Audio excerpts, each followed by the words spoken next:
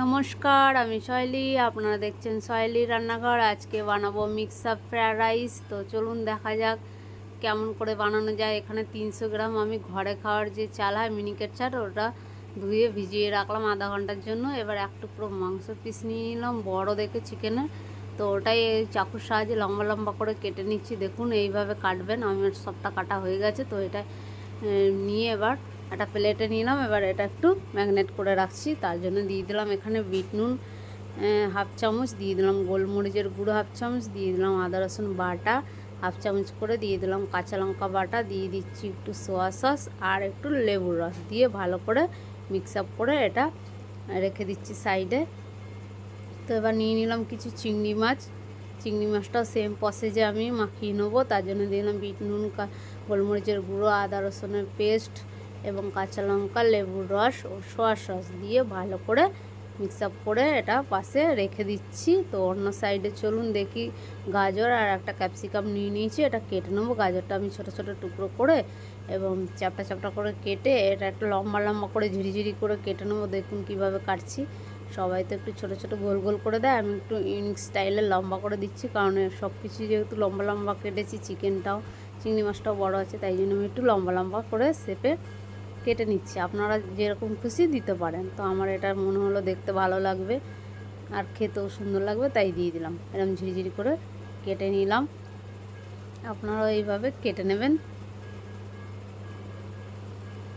তো সবগুলো আমার কেটে নেওয়া হয়ে গেছে। এবার ক্যাপসিকামটা কেটে নেবো সেম প্রসেসেই, ওই লম্বা লম্বা করে কেটে নেবো ক্যাপসিকামটা।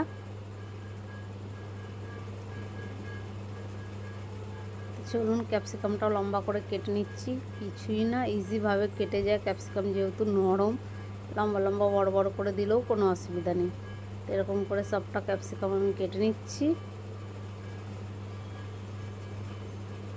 তো চলুন, প্রায় আমার সবটা কাটা হয়ে গেছে। আমি তো পুরোটা দিলাম না, অর্ধেকটা মতো দিয়েছি। হয়ে গেল। এবার অপর সাইডে ভাতটা করে নেওয়ার জন্য যেখানে জল বসিয়ে দিয়েছি, জলটা গরম হয়ে গেছে প্রায়, আমি চালটা দিয়ে দিলাম। ভালো করে ধুয়ে ভিজিয়ে রেখেছিলাম আধ ঘন্টা চালটা, দিয়ে এবার ঢেকে দিলাম। এখানে ভাতটা হতে থাকুক। অন্য সাইডে চলুন, কড়াই গরম হয়ে গেছে, দিয়ে দিলাম সাদা তেল, ওই 2 চামচ মতন দিয়ে তেলটা গরম করে নিচ্ছি ভালো করে। দিয়ে এবার যে চিকেনটা ম্যারিনেট করে রেখেছিলাম ওটাই দিয়ে একটু ফ্রাই করে নেবো। এটা বেশিক্ষণ ফ্রাই করতে লাগে না, যেহেতু আগে থেকে ম্যারিনেট করা ছিল অলরেডি। ম্যারিনেট করে রাখলে তাড়াতাড়ি সেদ্ধ হয়ে যায়, কুক হয়ে যায় ভালো করে। তো ভেজে নিলাম ভালো করে সুন্দর করে, আর সুন্দর একটা সেন্ট বেরিয়েছে। তো ভালো করে ভেজে তুলে নিলাম। এবার ওই তেলেই চিংড়ি মাছটাও ভেজে নেবো। চিংড়ি মাছটা মাখিয়ে রেখেছিলাম ওটা নেড়ে চেড়ে উল্টে পাল্টে ভালো করেই ভেজে নিচ্ছি চিংড়ি মাছটাও। তো চিংড়ি মাছটা প্রায় ভাজা হয়েও গেছে, এবার তুলে নেবো।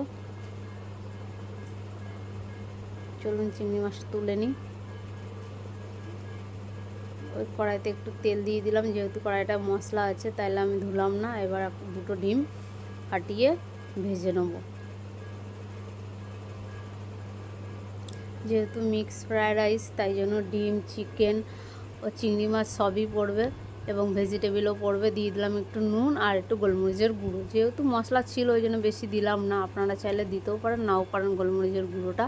তো আমি দিয়ে দিলাম, দিয়ে ভালো করে একটু ভেজে নিচ্ছি। আপনারা এইভাবে একবার বাড়িতে বানিয়ে খাবেন মিক্স ফ্রায়েড রাইস, দেখবেন খুব ভালো লাগবে। ঘরে থাকা চাল, সরু চাল দিয়ে আপনারা বানাতে পারেন, বা বাসমতি রাইস, বিরিয়ানির চাল, যাই হোক বানালেই হবে।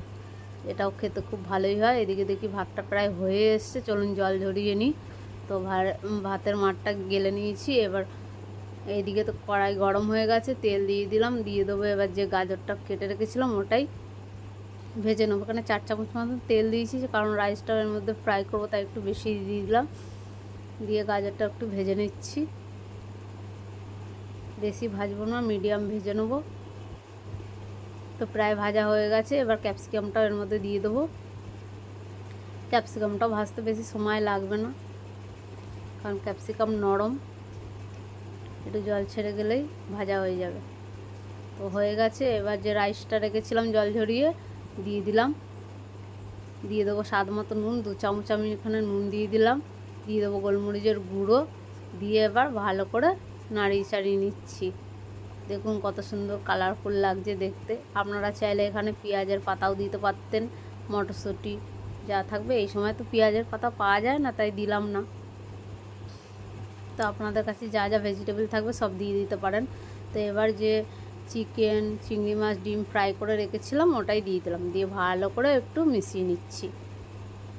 সুন্দর করে আপনারা আস্তে আস্তে করে মিশিয়ে নেবেন। এইভাবে একবার বাড়িতে বানিয়ে খাবেন, দেখবেন খুব টেস্ট লাগে। চিকেন কষা বা চিলি চিকেন দিয়ে যে কোনো কিছু দিয়ে খেতে পারেন, বা এমনিই খেতে পারেন, কিছু লাগবে না। দিয়ে দিলাম সামান্য একটু চিনি আর দিয়ে দিলাম গরম মশলা, দিয়ে এবার নাড়িয়ে চাড়িয়ে আজকের মিক্স ফ্রায়েড রাইস রেডি হয়ে গেছে। যদি ভালো লেগে থাকে তো অবশ্যই কমেন্ট করে জানাবেন আর একটা লাইক করে দেবেন। তো দেখুন কেমন লাগছে বলবেন কমেন্ট করে।